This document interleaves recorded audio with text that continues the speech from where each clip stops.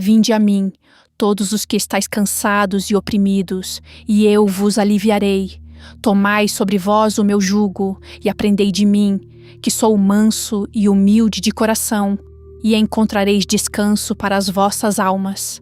Mateus 11, 28 a 29. Este é um dos convites mais ternos e acolhedores de toda a Escritura. Jesus não está chamando os perfeitos, os que têm tudo sob controle, os fortes. Ele está chamando os cansados, os oprimidos, os sobrecarregados. Talvez você esteja carregando pesos que nunca foram seus para carregar, preocupações sobre o futuro, arrependimentos do passado, expectativas que outros colocaram sobre você, medos que roubam sua paz. Jesus vê você. Ele vê o cansaço em seus olhos. Ele conhece o peso em seu coração. E ele estende as mãos e diz: venha a mim, deixe-me carregar isso com você. Não é um convite condicional. Ele não diz: primeiro organize sua vida, depois venha. Ele não diz: seja digno e eu te receberei. Ele simplesmente diz: venha. Venha como você está. Venha com suas falhas. Venha com suas dúvidas. Venha com seu cansaço. O jugo que Jesus oferece é leve.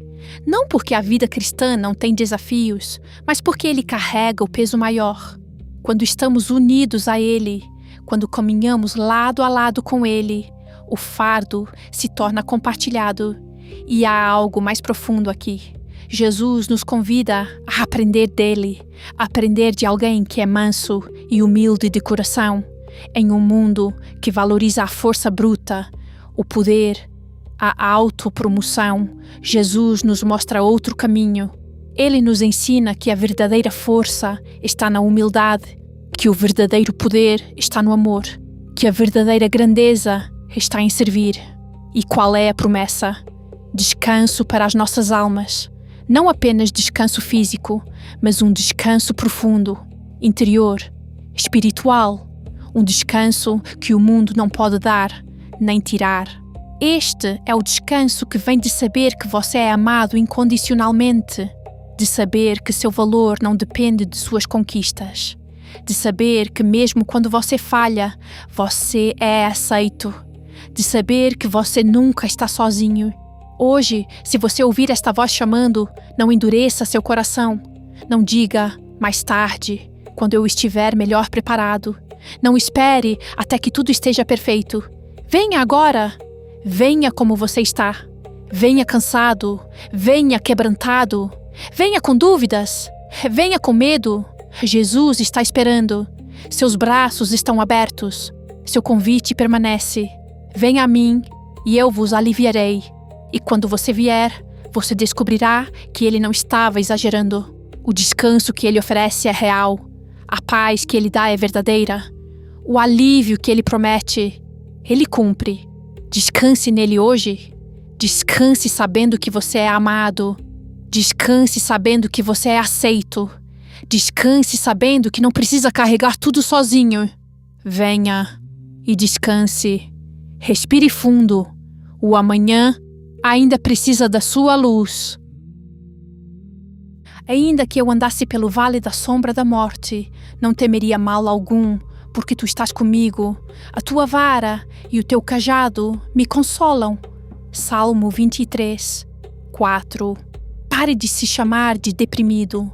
A depressão é algo que você está atravessando. Não é quem você é. Você é o viajante, não o deserto. Existe uma grande diferença entre dizer eu estou passando por depressão e eu sou deprimido. Uma é uma condição temporária. A outra se torna sua identidade. Quando você começa a se definir pela sua dor, você se esquece de quem você realmente é. Você se torna a doença, o problema, a crise. E toda vez que alguém te pergunta como você está, você responde com base no seu pior momento, não no seu verdadeiro eu. Mas veja o que Davi escreve. Ainda que eu andasse pelo vale, ele não diz, ainda que eu me tornasse o vale. Ele não diz, ainda que eu morasse para sempre no vale. Ele está atravessando, está passando por ali.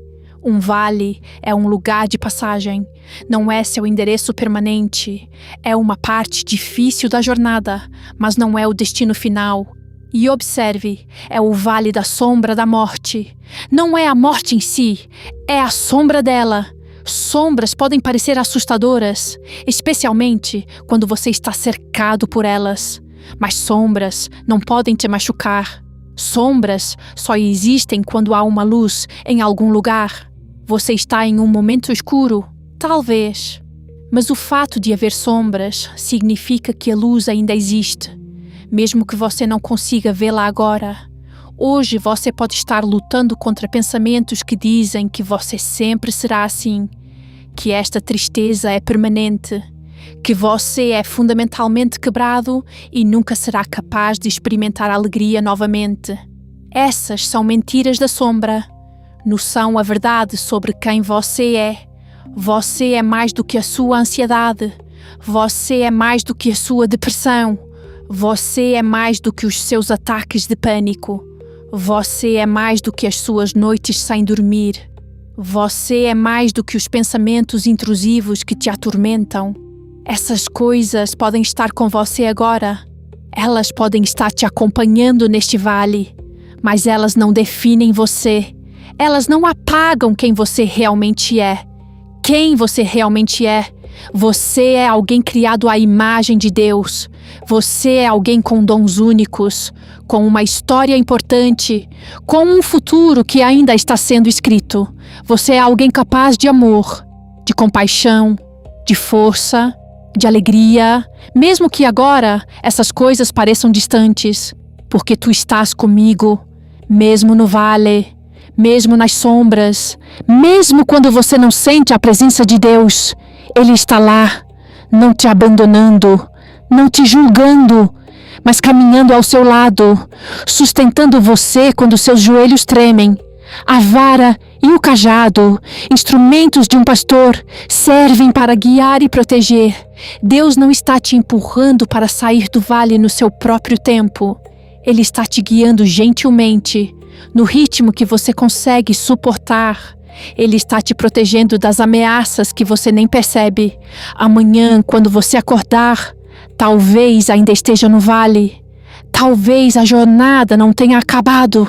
Talvez você ainda sinta o peso da depressão ou da ansiedade, mas lembre-se, você está atravessando. Cada dia é um passo, cada respiração é progresso. Cada momento que você escolhe continuar, mesmo quando é difícil, é uma vitória. Você não é sua crise, você não é sua depressão, você não é seu diagnóstico, você não é o pior dia da sua vida. Você é um viajante corajoso que está atravessando um vale difícil.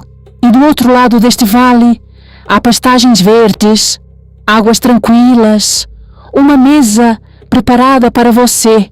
Você vai chegar lá, não porque você é forte o suficiente sozinho, mas porque aquele que está com você é fiel. E ele nunca abandonou ninguém no meio do caminho. Continue caminhando. Continue respirando, continue acreditando que este vale tem um fim, porque você é mais, muito mais, do que qualquer sombra que tenta te definir hoje.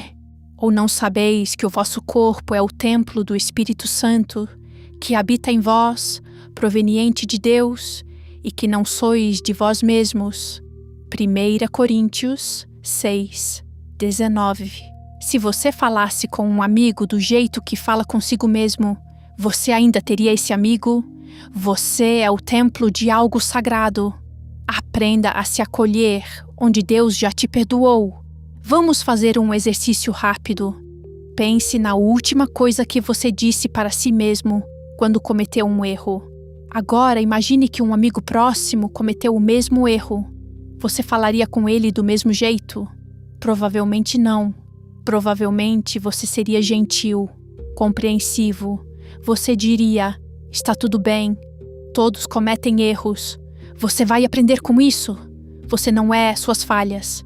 Mas quando somos nós, a história é diferente. A voz interior se torna cruel, implacável. Você é um fracasso. Você nunca vai conseguir. Por que você é tão patético? Todos estão melhor sem você. Nós nos tratamos com uma dureza que jamais dirigiríamos a outra pessoa. E o pior é que fazemos isso dentro do que a Bíblia chama de Templo do Espírito Santo. Pense nisso por um momento. Deus escolheu fazer morada em você. Não em um prédio, não em um lugar religioso. Em você, no seu corpo, na sua mente, no seu coração. Se o presidente do país fosse visitar sua casa, você a prepararia com cuidado, certo? Se alguém muito importante fosse ficar hospedado com você, você trataria o espaço com respeito. E, no entanto, Deus, o Criador do universo, escolheu habitar em você. E ainda assim, você trata esse templo com desprezo. Você fala mal dele. Você o machuca. Você o negligencia. A autocrítica severa não é humildade. É violência disfarçada de autoconsciência. É um padrão tóxico que destrói você por dentro, tijolo por tijolo. E sabe o mais irônico? Muitas vezes você já foi perdoado por Deus, mas se recusa a perdoar a si mesmo. Você carrega culpas que já foram pagas. Você se pune por coisas que já foram cobertas pela graça. Deus olha para você e vê alguém amado, perdoado, precioso. Mas você olha no espelho e vê alguém que não merece nada disso. É hora de mudar a conversa interna. É hora de começar a se tratar com a mesma compaixão que você trata os outros. É hora de honrar o templo que Deus escolheu para chamar de lar. Quando você fizer algo errado, em vez de você é um idiota, tente. Você cometeu um erro. Você pode aprender com isso. Quando você olhar no espelho e não gostar do que vê, em vez de você é feio e sem valor, tente. Este é o templo que abriga algo sagrado. Este corpo me trouxe até aqui. Eu sou grato por ele. Quando você se sentir fracassado, em vez de você nunca vai conseguir nada, tente. Você está em processo. Você está aprendendo. Você está crescendo. Isso não é pensamento positivo superficial. É alinhamento com a verdade de como Deus te vê. É recusar-se a concordar com as mentiras que a depressão e a ansiedade sussurram. Você não seria tão duro com uma criança que está aprendendo a andar e cai. Por que você é tão duro consigo mesmo quando tropeça? Você não está pronto. Você está em processo. E Deus é paciente com você. Não sois de vós mesmos. Você não se pertence. Você foi comprado por um preço. O preço mais alto que jamais foi pago. O sangue de Jesus. Isso significa que você é valioso demais para ser tratado com crueldade, mesmo por você mesmo. Se alguém machucasse um objeto de grande valor que pertencesse a você, você ficaria furioso. Então, por que você acha que Deus fica em silêncio quando você machuca algo que pertence a Ele? Você. Ele sofre quando você sofre. Ele se entristece quando você se autodestrói. Ele deseja que você se trate com o mesmo amor e cuidado que Ele tem por você. Hoje, faça um pacto. Toda vez que a voz cruel começar a falar, pause, respire e pergunte: Deus falaria assim comigo? Se a resposta é não, então você também não deveria. Você é precioso demais para ser tratado com crueldade, mesmo e especialmente por você mesmo. Você é o templo do Deus vivo. Trate-se como tal. Amém.